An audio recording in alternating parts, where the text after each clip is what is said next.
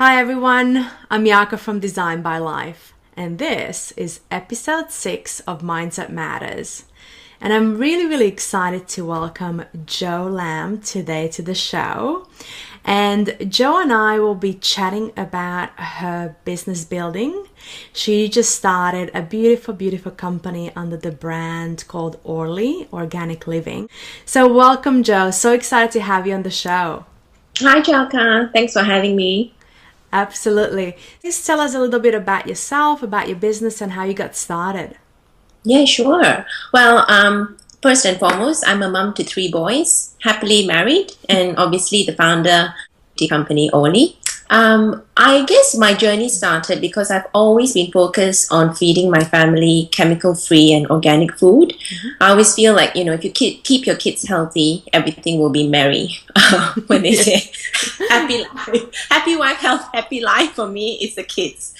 And I felt we were living very clean. But when I hit 40, my skin started to flare up and, it became hypersensitive. So like a forensic scientist, I suppose, I started to do a lot of research into skincare ingredients. And I was quite taken aback by how much I was poisoning my body through my skin. So whilst I wasn't eating chemicals, I was basically allowing them to penetrate my body and using skin as the doorway. So I thought, this is not good. I'm going to ditch all my toxic toiletries, just go out to the shops and buy some natural skincare. So sounds quite easy. Well, did I know that when I started looking at labels of natural and organic products, the ingredients revealed quite another story. So I was fueled up and, I started to seek out pure natural products. I looked online, I looked at health stores, chemists, everywhere. And in the process, I did discover a few great brands, which passed my quite strict test, I suppose. And my skin loved the switch to those products. And I slowly began to share that information with family and friends. And, people said, why don't you share this with a wider community and make it easy for people to filter the bad stuff as well and just find the truly good stuff? Well, I thought that's perfect timing. My youngest son was just about to start school, and starting a business on my own would enable me to merge my accounting background with my passion for natural and healthy living. And I would never have to go back to the corporate world again. Bonus. Bonus, that's right.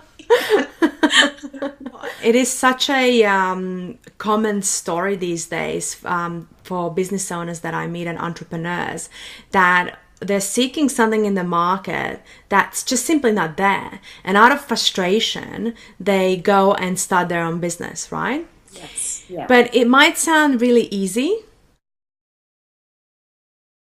Would you be able to tell us a little bit about those first few months and maybe some of your challenges that you came across throughout the building phase? Yeah, sure. When I started, I think I had a very clear vision of what I wanted Orli to look like. I didn't want to make a customer feel like I was just blaring products in their face. I didn't want it to feel like a Woolworths or a Coles. I wanted it to feel quite special, and I wanted to make them almost have the experience where they want to touch the products. And of course, the challenge was translating that in a 2-dimensional format. And I also was very particular about not wanting to overwhelm customers with too many products. I just wanted a range that is just enough for your everyday needs. We don't need a lot of everything that's going to overwhelm you. Life is actually simple. I believe in very minimal way of living, zero waste and all that. So I had to have a website that kind of, I suppose, aligned with my values. So the first challenge is to look for a good web developer. And I hunted high and low, spoke to many people. In the end, I found Laura, who is absolutely brilliant. And you have to find someone that matches your taste, because you can find someone from India, you can find someone on Airtasker or whatever that's going to do the job on the cheap, but the end result is important. And what's more important is that they understand you as a human being, I suppose. My other challenge was convincing brands to allow me to stock them, because they probably, I'm a new incumbent. Some companies aren't willing to jeopardize their brand image for a very new company with no experience as well. Yeah. But I always find that for anyone that says no, there are 5 others that will say yes. So whenever I get a no, I just go somewhere else until I get a yes. And funnily enough, the more yeses come on board, they just come, And then you are in a position where you have to say, no, that's enough now. That's a really nice segue into the boundaries as well, right? Because, but also not to give up. And I think this is such a common, I call it epidemic. I see it so often that people with great ideas, with great passion and drive, they go out there and after like 2 or 3 months, because they're getting all the no's, they just give up. They did give up, exactly. The world is big. There are so many humans on this earth. I love your attitude. I love it. Everyone has a friend. Everyone, you get on. It is completely an excuse, and it's easy to hide behind the veneer of, it's too hard, or I'm not what they're looking for. But, I think you can make yourself something that they're looking for as well. And obviously, you are on a very tight budget as a new business. So you are marketing, sales, admin, accounting, strategy, fulfillment. You are everything. Oh, yes. And then, juggling the family and the business. But you also have to look after yourself, and you also have to give the business room to grow. So those were the main challenges, I suppose, that I found in starting a business. Yeah. And then you got the big yes from your first brand, right? Yeah. Yeah. So how did now your current website and your current business develop from that big first yes? Oh, so the big first yes, I guess as I said before, once you start getting the yeses, it rolls and, and they come in like an avalanche. I think the scales always tip, in that direction. And I suppose then the business, I was happy with the website. I put in a lot of hours, don't get me wrong, putting in content, because all the words on my website are mine. I wanted it to be my own voice. Once the website went live, I was very nervous initially, about just clicking that button. Okay, go live. Why? Why were you nervous? Okay, great. So now I'm going to get some sales. And then there were no sales. And eventually I'll start calling my friends and I go, hey, can you jump on my website and have a look? And they all did. So initially my first customers, obviously, and this is for everyone, is your own immediate community. Yeah. And I think for any online presence, it's very important to also think of yourself as a bricks and mortar shop. You can't hide behind the online world and think that things are going to sell for itself. You still have to go out and talk to people. And the power of that is that they speak to someone else. So your network just grows and grows and grows. Yeah. Because I think if there was 1 degree, there's always, 2 degrees of separation between me and the customer. They might come across as a stranger, but I'm sure if I track it down, it will be someone that has recommended them to my website, or it's very rarely a random chance, stumble across and then purchase into, conversion into purchase kind of process, I suppose. They have to know you, trust you, hear about you. And it has to grow organically as well. Yeah. So I worked on, I had to do a lot of marketing to get my website known. Yeah. And that's when I went down the line of influencers. I started to do the gifting, started blogging. Obviously, that's, one necessary thing you have to do as an online business. Yeah. And lots of other online media invited me to write for them as well. I know my strengths and my weaknesses were, web development or PR. Or although I'm an accountant by background, I hate bookkeeping with a passion. I don't like paperwork. I'm not good at filing. And so I tend to outsource those things. Yeah. And even, so I in the process, I found a great PR agency, straight up PR. I found myself a good bookkeeper. And also I have someone part-time helping me with fulfillment. So because I think as a business owner, you have to focus as you can grow the business the most. Yeah, exactly. Yeah. And would you say that even in your business range as your products, like you said, you started small and you really focused on that skincare range first. Yeah. And then now if someone visits your website, and I was on it just a few minutes ago, I could see that there is now new sort of categories coming up, makeup and that sort of stuff. So what would you say to someone who is starting with one product or just a few? Like, is that the more preferred method of starting, like getting focused on one and then grow? Or should they have a bigger range? Like what sort of, how did it evolve for you? For me, it evolved around a central theme, which was about nourishing your body. Skincare was something that I had done so much research on, that I was passionate about, because I had issues with that myself.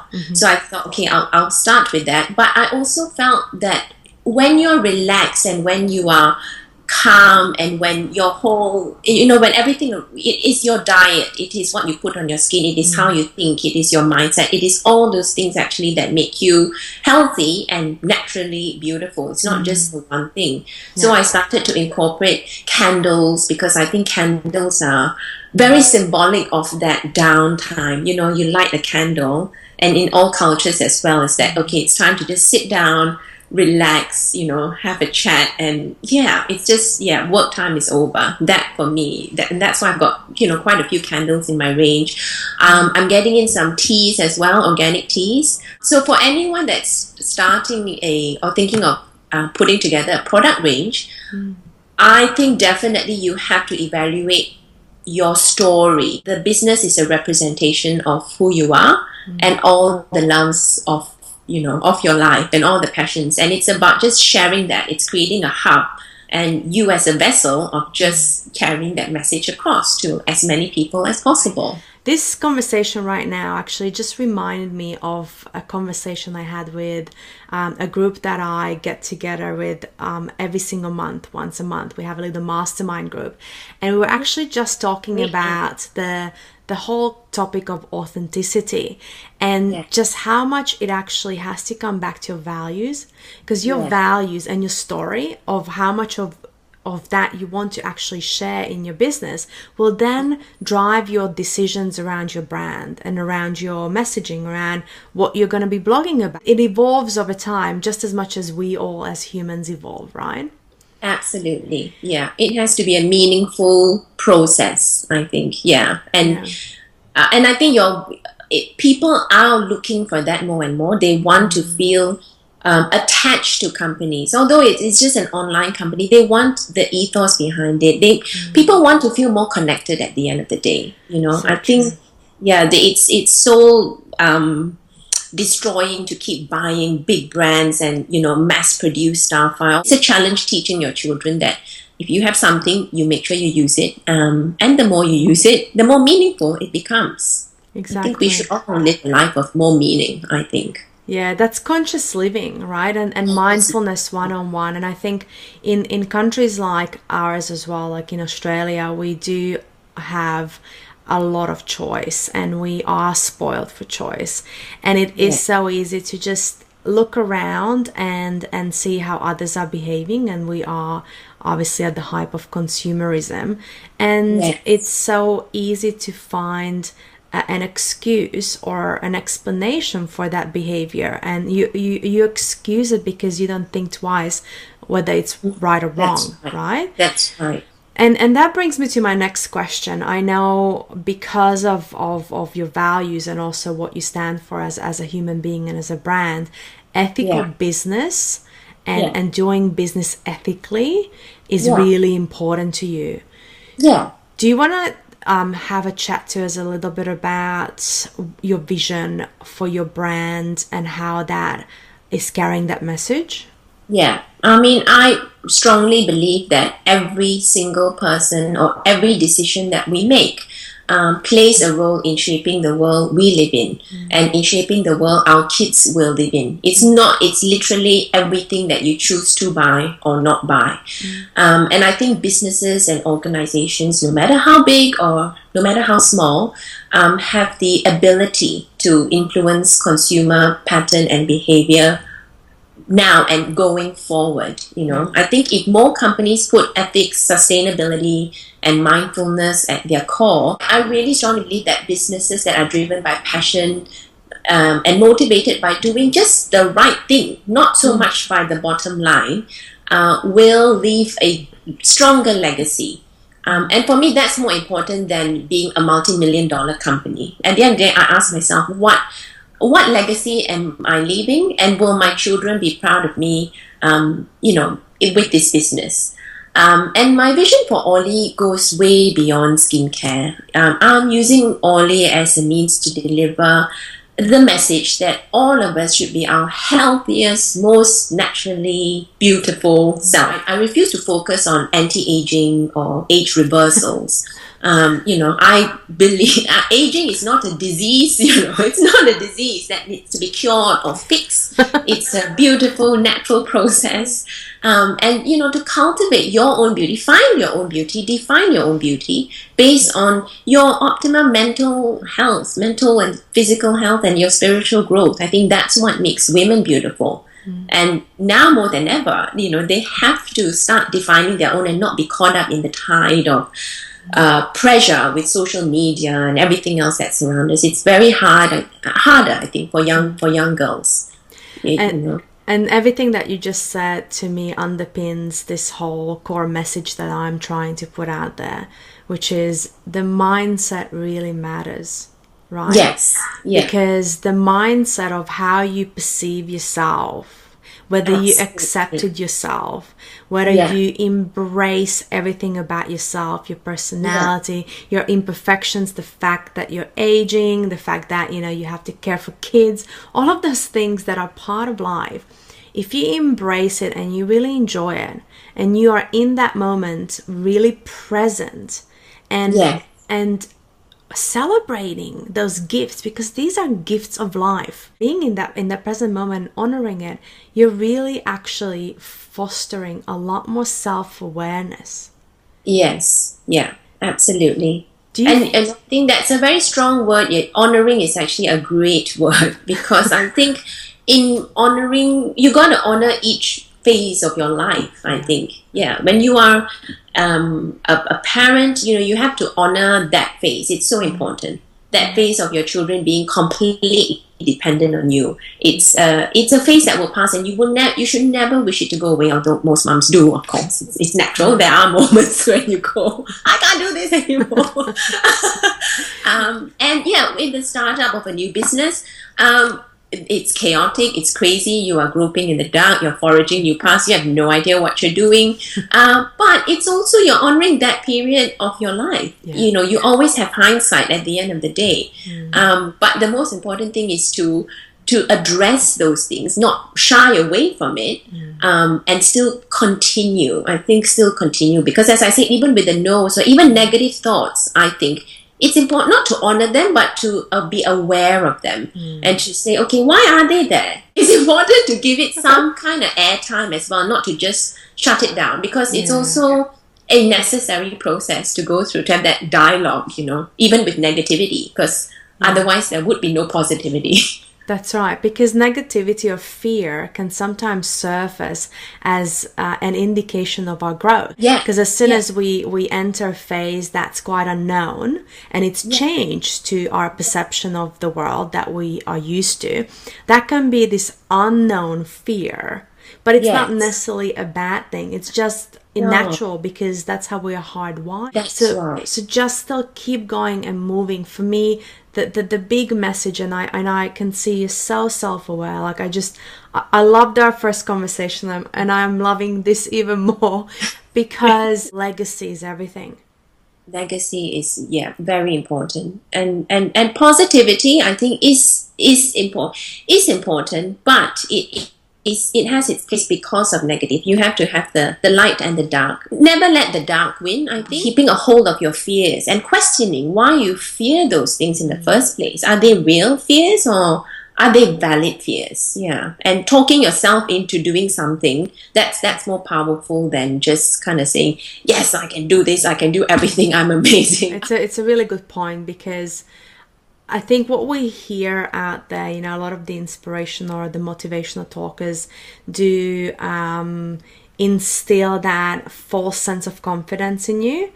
And yes, it can work to a degree. Like you can put yourself into a position of someone else or pretend that you're acting, or, you know, like be outside of yourself. But in a longer term, that is not going to serve anyone if you're constantly trying to get somewhere by being outside of yourself.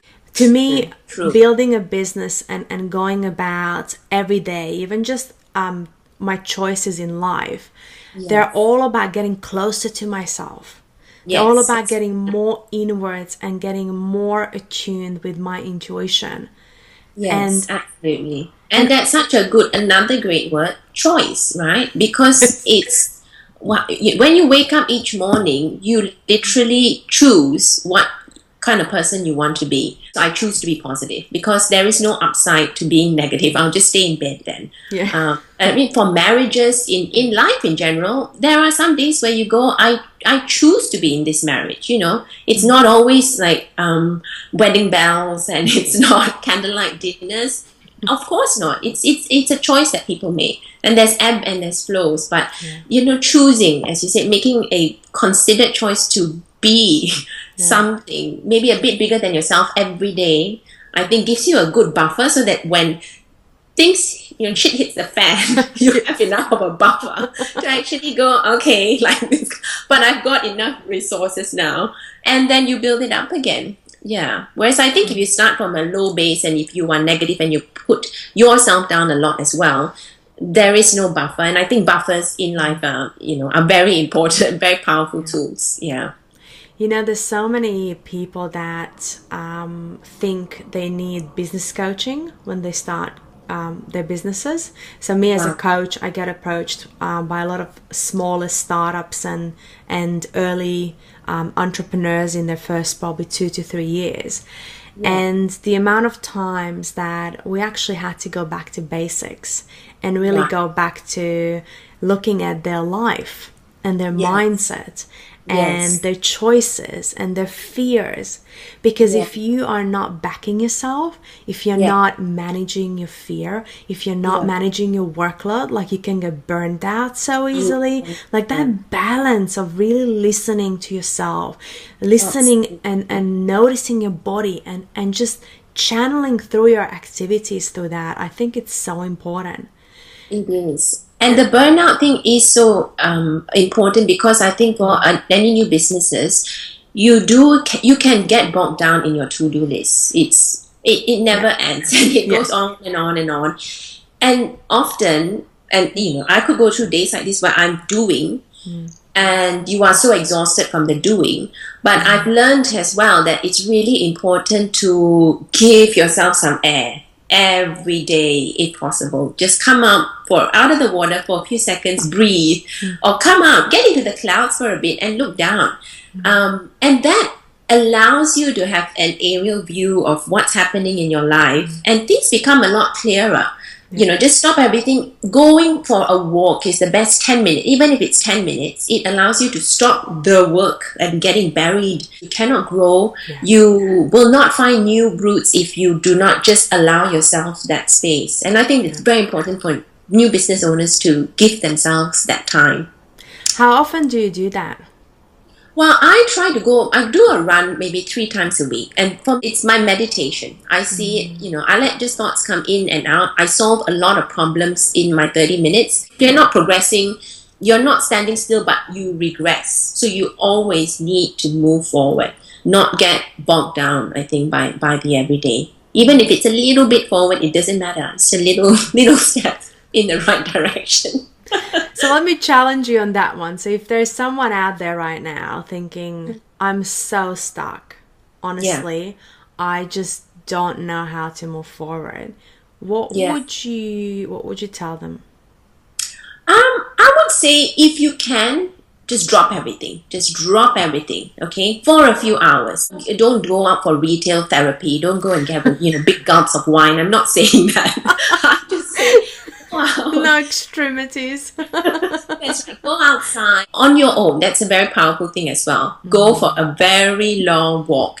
And don't force yourself to think about things, but just let the thoughts go in and out. Have an internal dialogue and question why. Why am I stuck? There is always a solution to every problem. I actually like to go and speak to someone to talk it out when I feel stuck. And that works for me, but I'm an extrovert. I think you need a combo of both, definitely. Okay. I mean, the talking to people is so important as well. But talking to people helps if you know yourself too.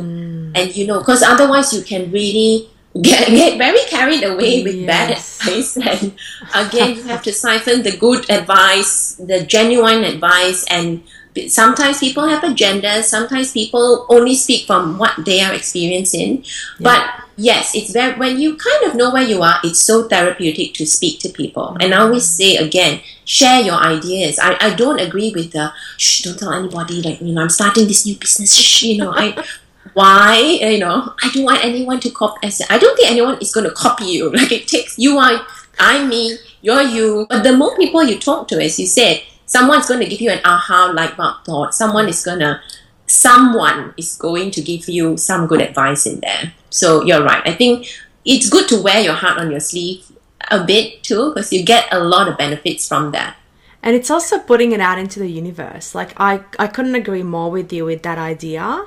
Don't keep it to yourself. Start talking about it, because the more you talk about it, the more you spread the idea, the more real it becomes for you as well. And that then helps you with the procrastination. That is so true. I've not really thought about it that way, but you're right. Because the moment I started talking about starting an online company, I knew I had to deliver, because I didn't want to be the person that just talked about it.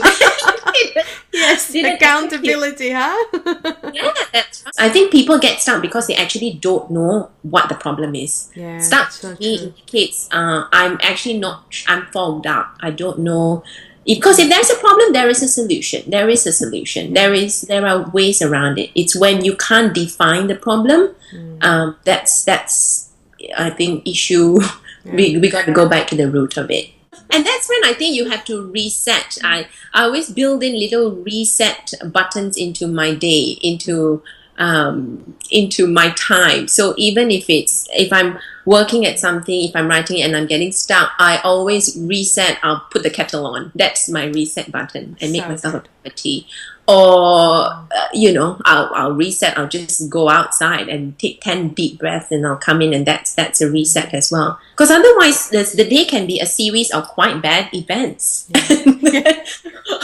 and it's almost a self prophecy, self-fulfilling prophecy, because you're in a bad mood, you're cranky, this happened, and all it's like negative energy draws negative energy. I totally believe it. The moment you set forth on your day with that cloud over your head, you just draw more and more grey clouds. So true. We got to have a break. I know. I always feel like people will say, "Oh my God, I've gotten into a car crash today, or I had a little accident." They always invariably say it was a very bad day from the start. Yeah. It's never like it's been a great day and suddenly I'm bumped into someone. It hardly ever happens, since you're so fogged up in the grayness anyway, and that's when the bad things happen.